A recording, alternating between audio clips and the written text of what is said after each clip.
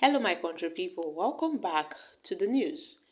The Labour Party reacts to the Enugu Guba judgment, reveals how the tribunal denied it justice. Let's find out more as we hit the news. But if you're joining us for the first time, you're very much welcome. I sincerely appreciate your presence. Kindly subscribe and please don't forget to give us a thumbs up. Thank you. The Labour Party has described the verdict of the Enugu Governorship Tribunal as absurd.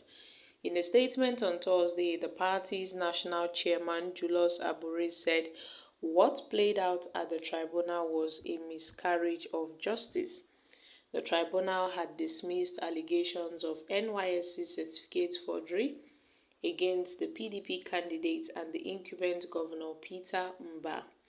The tribunal also struck out the Labour Party's allegation of overvoting by parts of beavers, while insisting that Mba was duly elected as governor by the majority of lawful votes and valid vote cast at the election. Abure said although we will seek redress at the Supreme Court immediately, knowing that justice was miscarried in this particular case and that the tribunal judgment cannot stand. We are worried about the level of degeneration in our judiciary, where ridiculous rulings are frequently crunched out from the hallowed temple of justice. And our case before the tribunal was a clear case of electoral robbery, whereby they pointed out that in Enugu, after the collation of 16 local government areas out of 17 local government areas of the state, the Labour Party candidate Chijioke Edoga was heading over 11,000 votes. Surprisingly, the PDP in Enugu, working in cohorts with the INEC, shockingly wrote and awarded to the PDP a whopping 30,000 votes at Okwano East local government area of the PDP candidate. And they pointed out that the figures from the INEC and the beavers in the Okwano East local government area recorded a total of 15,000 accredited voters on election day. However, when votes were declared, the PDP was allocated a total number of 30,335 votes, while a total number of 1,855 votes were accredited to the Labour Party. So we ask, how could the INEC have turned over 33,000 votes in a place whereby there were about 15,000 voters that were accredited? How come?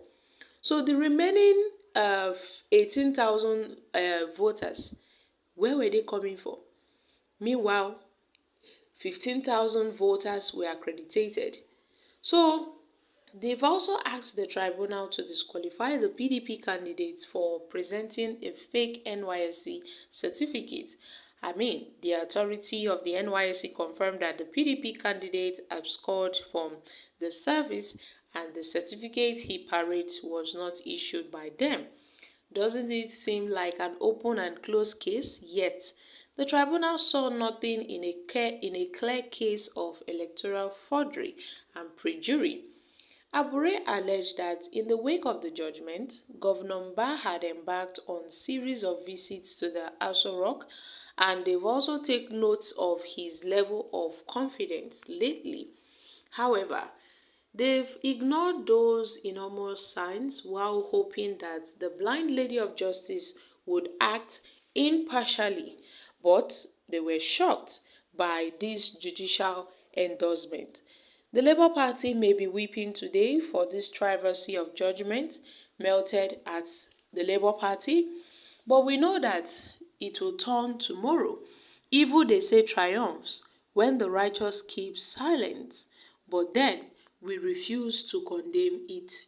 Well, my country people, this is coming from the Labour Party embattled national chairman Julius Abure.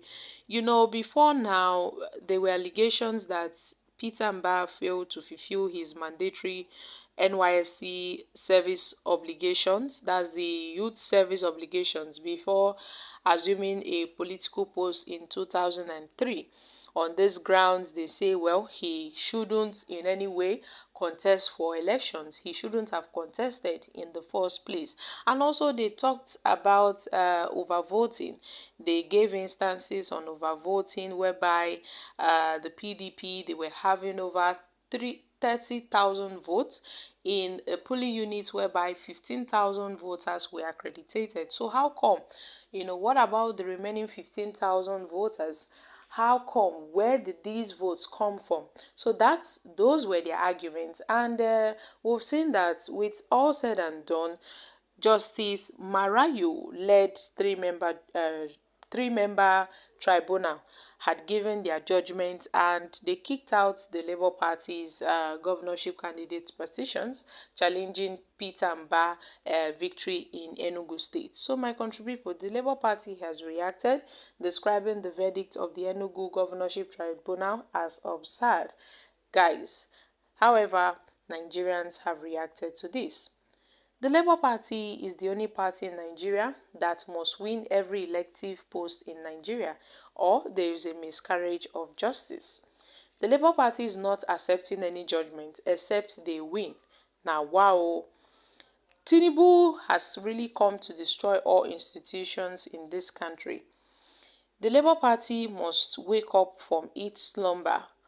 Mr. Abure, please don't insult yourselves at the Labour Party.